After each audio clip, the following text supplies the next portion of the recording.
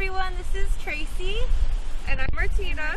We're at Natural Shores Greenhouse today. You can see the lovely gray-headed coneflower blooming behind us, maybe a little bit of some wild bergamot. And today we're here to talk about another book we read at Natural Shore. This one's called Searching for Minnesota's Native Wildflowers, a guide for beginners, botanists, and everyone in between. And this is by Phyllis Root and Photography by Kelly Povo. Yes. So in this book, they mentioned that they also have a website called mnnativewildflowers.com. I'd highly recommend checking it out if you're a little bit more tech savvy. What I really liked about this book is that they refer to the native forbs as treasures in the introduction, kind of going out and treasure hunting for them. It's a lot of descriptions featuring specific plants. Very cool how it has, like, for example, the North Shore. It has the plants you will normally find in there, the forbs. And then also has here's a page all where it the talks different about places to look for them too. So yeah. Local locations that you can find them around the Twin Cities, and or if you're up by the North Shore, then they talk about different places to see some of the plants they describe in the book.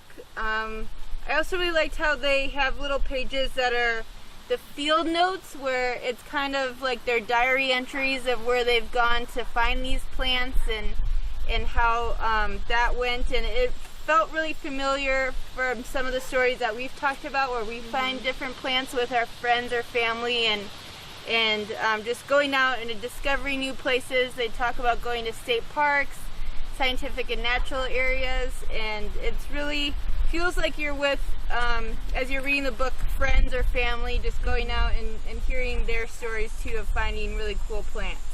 Yes, and they use flower anatomy details in very simplistic terms. It's very easy to understand what they're talking about when they're describing the flowers. Just lots of fun facts included with those. Lots of wordplay and synonyms, which I appreciate very much. Yeah, they kind of add some interesting facts from other guidebooks, which I really liked. They talk about phenology, where they go back to the same place and find things are a little different from year to year, and how they keep track of which flowers were blooming each week. I like how they talk about the geology of different places in Minnesota, like the glaciers coming in and really impacting the landscape, and why we have the lakes that we do. That's really interesting, and all in a really nice, comfortable way to read it, not too scientific or technical. So it feels like a good book just for a beginner, but then gives detailed information on where you can find them, and some really interesting plants where that, I'm like, I gotta add this to my list of things to find. For sure. Yep. We both have a running list. yeah. It's really nice. And like Martina said, it's split up by communities too. So there's prairie and lake and North Shore, big woods. So depending on the area you want to go to, it'll say what you'll find there. And it follows the seasonal changes too. Prairie, fall. So it says what you'll see as the season progresses.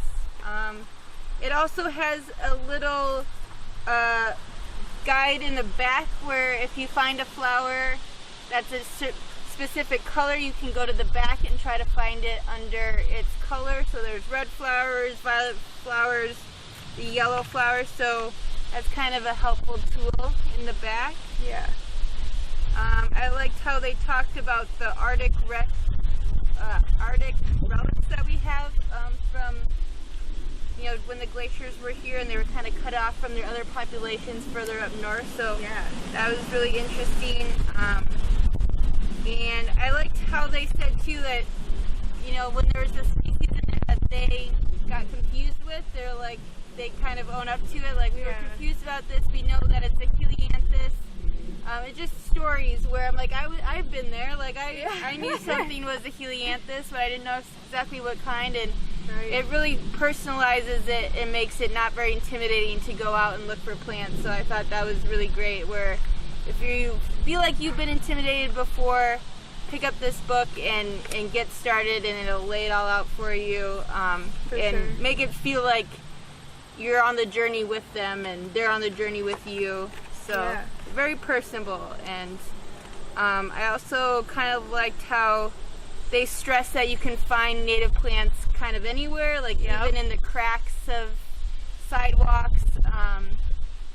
You know, there's always ditches to look through where you're driving down the road, and there's been a lot of times where I'm trying to get my family to pull over so I can look at a plant, and they're the same type of people, so it felt like reading, you know, kind of our experiences too. But their native plants are everywhere, and kind of tells you how to get started looking for them. So I thought it was a great book. Yeah, overall it's just a small little guide to the native wildflowers in Minnesota. It doesn't feature any non-natives, so it's not specifically an identification book. Just featuring some of our beautiful wildflowers that you can go out and